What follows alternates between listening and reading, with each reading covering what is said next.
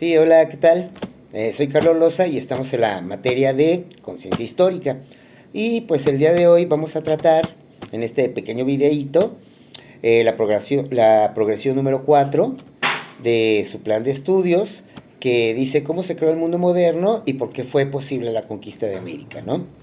Eh, pues miren, cuando hablamos del mundo moderno, hablamos del mundo más o menos ya como lo concebimos en nuestros días, ¿no?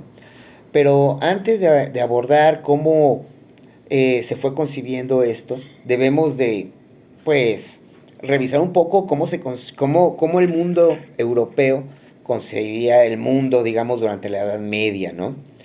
Eh, en aquellos años, la Edad Media, recuerden que es un periodo de 1000 años que comienza con la caída del Imperio Romano de Occidente y culmina con la toma de Constantinopla, ¿sí? Con la caída del Imperio Bizantino, por allá de 1453, si mi memoria no me falla, ¿no? La gente en Europa, en su mayoría, digamos, el 99.99% de la población pensaba que la Tierra era plana, ¿no?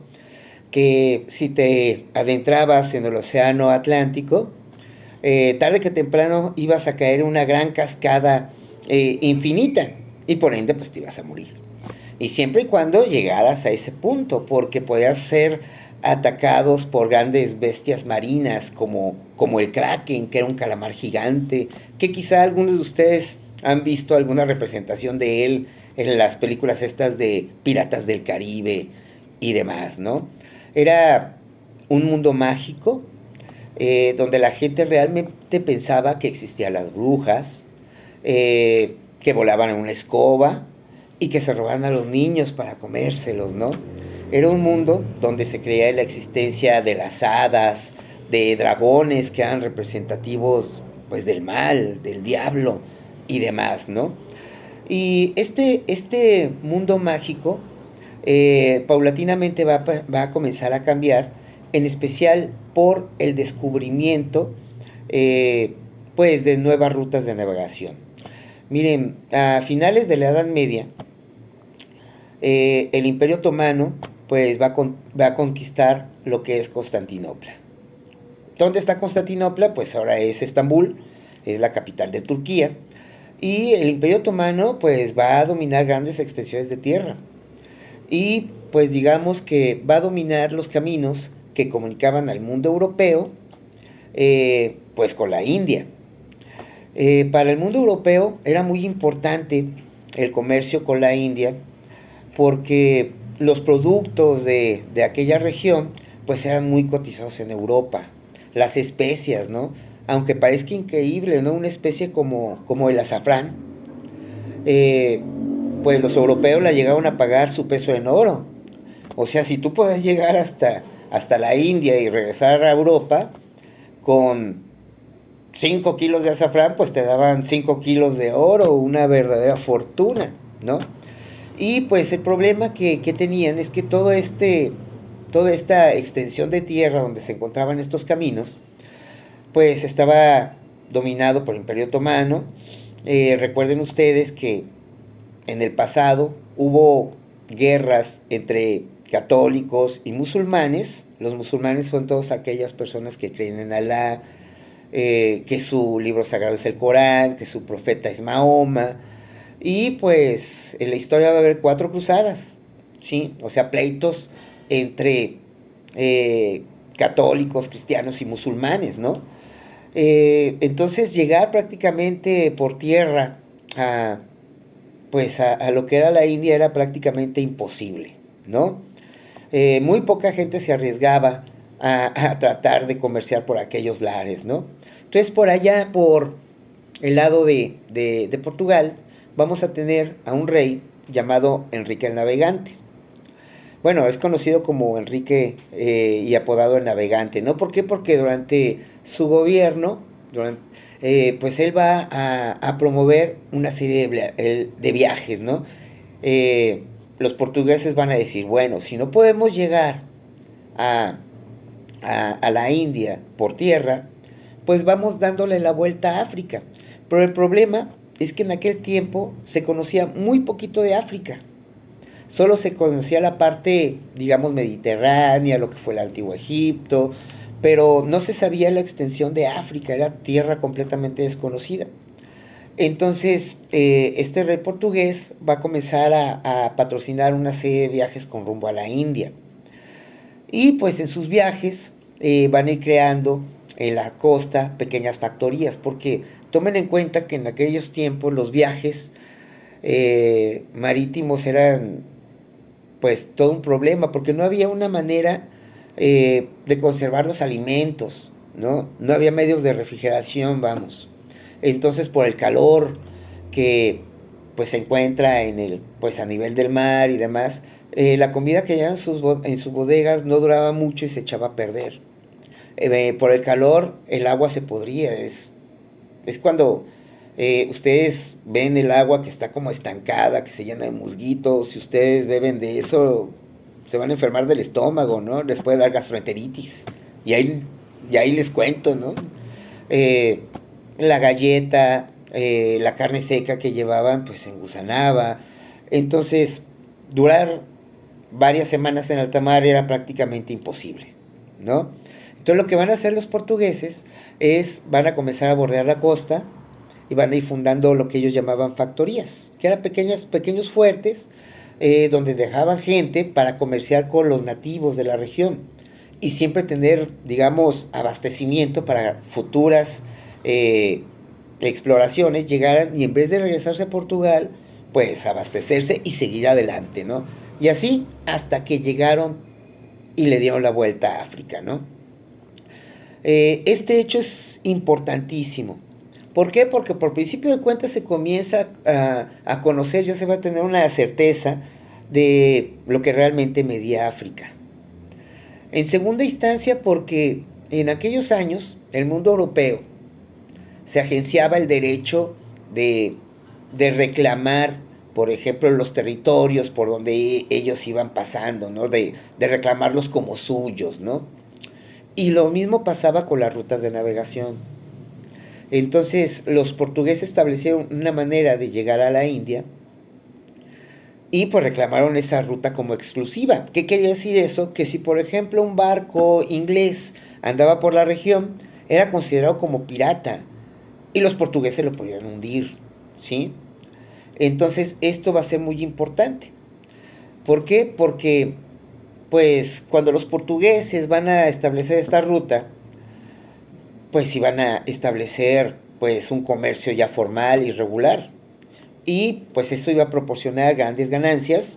Y donde había dinero, pues había barcos, había cañones, había caballos. Y piensan en la geografía europea. Aquí tenemos a Portugal, la península ibérica, y al ladito está España.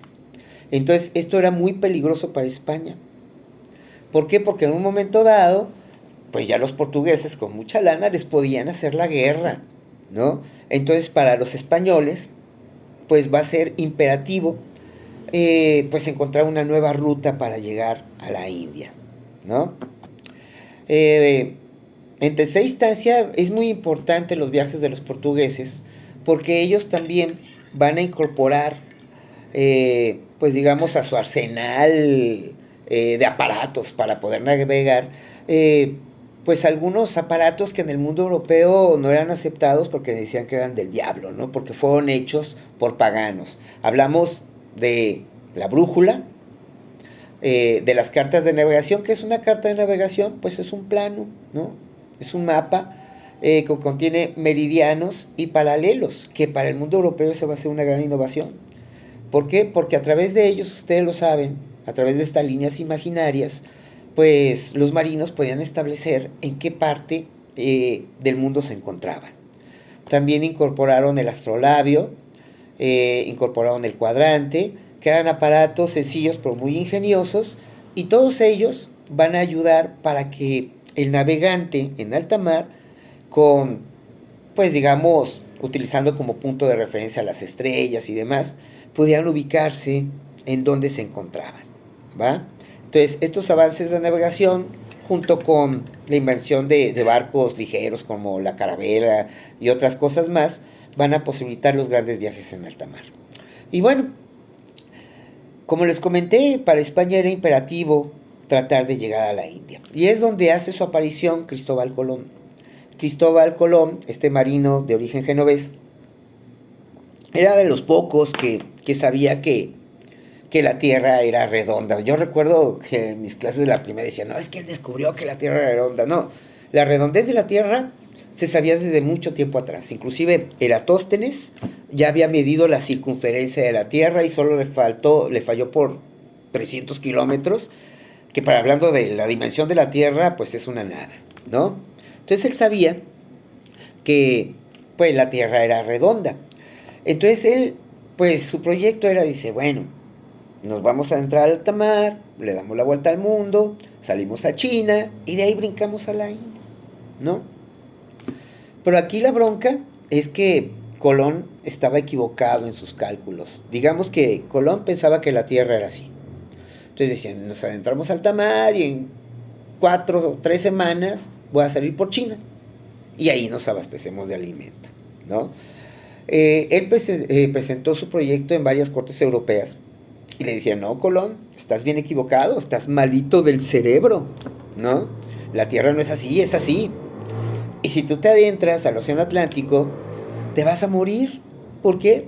Porque en alta mar, pues te vas a quedar sin abastecimientos y sin posibilidad de regresar y vas a fracasar. Sin embargo, Colón estaba con la suya, vendió su proyecto en varias cortes europeas hasta que lo presenta en la Universidad de Salamanca, donde fue rechazado, pero a esa presentación asistió pues una persona muy influyente de la corte de la reina Isabel de Castilla, conocida como Isabel la Católica, que le compra la idea.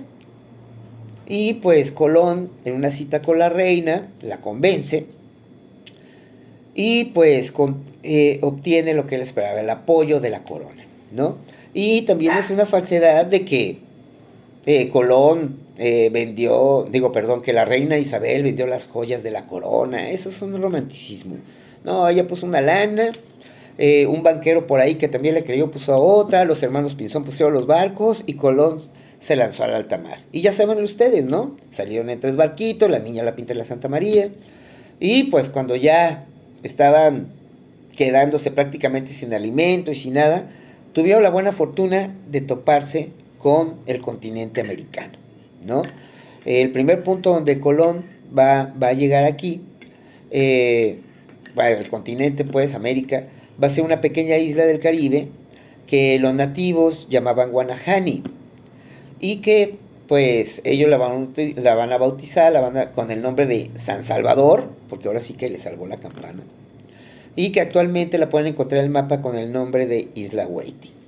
Entonces, Colón, él siempre pensó que había llegado a la India, o si no a la India, a China, cuando menos, y va a realizar varios viajes más. En total, él va a realizar 4 viajes, ¿no? Y pues la llegada a lo que el mundo europeo llamaba el Nuevo Mundo va a causar un boom. Un montón de marinos, de aventureros que querían encontrar la fama y la fortuna que en su lugar de origen no lo obtuvieron, pues embarcaron en busca de los grandes tesoros de los que hablaba la Ilíada y la Odisea, ¿no? Por ejemplo, allá en Sudamérica van a estar buscando al famoso pueblo de las Amazonas, ¿no? Quizás las reconozcan ustedes por aquí de las películas de la Mujer Maravilla, que según la mitología griega eran tremendas guerreras que atacaban a los pueblos, los saqueaban, se llevaban sus riquezas y esclavizaban a los hombres y los llevaban para ponerlos a trabajar y para tener hijos con ellos. Cuando nacía un niño, supuestamente las amazonas lo mataban, lo estroñaban de las rocas, ¿no? Y eran bravísimas para la batalla. Y se creía que pues habían forjado enormes fortunas y los españoles estaban buscando. ¿Y dónde las buscaron? En la selva del Amazonas, por eso lleva ese nombre, ¿no? Acá, digamos, por el lado de Norteamérica, Fray Marcos de Niza años después va a estar buscando la fuente de la juventud, ¿no? Y lo único que va a encontrar va a ser pantanos y cocodrilos Por ahí van a estar buscando también Francisco Vázquez de Coronado, las ciudades de oro de Cibola y Quivira, ¿no? Y marinos como esos vamos a tener muchos. Y va a ser un tiempo de grandes aventuras, porque cada metro que ellos navegaban, cada kilómetro que ellos exploraban, pues era algo nunca visto por el mundo europeo. Entonces no sabían qué iban a encontrar, ¿sí? Y en aquellos tiempos, por ejemplo, se va a dar también la gran proeza de Fernando de Magallanes y Sebastián Elcano, que van a terminar por darle la vuelta al mundo en 4 años, ¿no? Que es una de las grandes proezas de la historia universal. Eh, y de esta forma, la idea del mundo poco a poco va a ir cambiando. Por ejemplo, durante la Edad Media, solo se conocían 3 continentes por el mundo europeo, que eran Europa, África y Asia. Y todo lo explicaban a través de la religión, ¿no? Dicen, es que existen 3 continentes porque la Tierra es un reflejo de Dios, ¿no? Padre, Hijo, Espíritu Santo, Europa, África y Asia. Así de fácil lo explicaba, ¿no? Pero de repente se topan con un 4 continente, ¿no? Entonces todo esto va a cambiar, las ideas religiosas poco a poco van a cambiar y con ello poco a poco se va a ir conformando el mundo moderno, ¿sí? La concepción del mundo más o menos, pues ya como la conocemos hoy, ¿no? Y esto va a ser muy importante. Lo que tiene que ver con México, eh, una aclaración, Colón jamás tocó territorio mexicano. El señor se la pasó en sus primeros 3 viajes en las Antillas y en su cuarto viaje, pues estaba navegando muy cerca de costas mexicanas, o de menos es lo que se cree, cuando se topa con una barcaza de indígenas, posiblemente mayas, que llevaban productos para comerciar, los suben, ya saben, espejitos por oro comerciaron. Y los nativos terminaron por señalarle, no, dale para acá, ¿no? Como diciendo, acá está el rollo. Y pues a Colón no le latió, y pues él ordena un cambio de ruta, y es cuando Colón llega a Honduras y demás, ¿no? Entonces Colón nunca llegó a territorio mexicano, ¿no?